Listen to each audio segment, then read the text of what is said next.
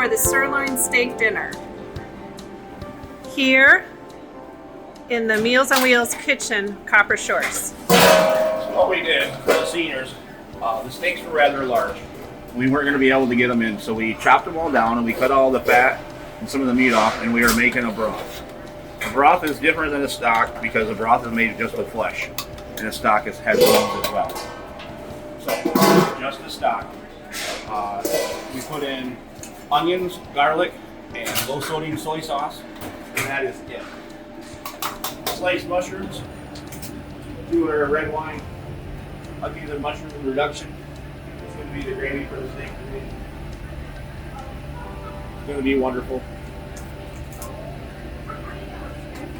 What else did you add? We have some fresh garlic from a local farmer that we minced up of our own. So I put 1 bag of the ribs of the fresh meat. Right here, it's frozen right now, but this right here is all freshly minced from the local farm garlic that we did over the summer and put in the freezer, waiting for times like this. Tomorrow when we're making it a gravy, we'll add other seasonings.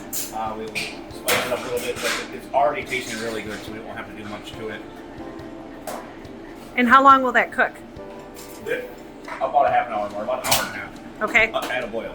Okay. Not a big boil, but like a simmer boil.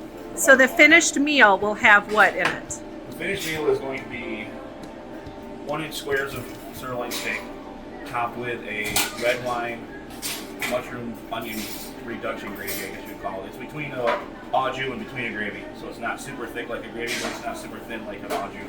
And that will go over top of just so there's a little juice and a little onions and mushrooms with each order. So it should be really good.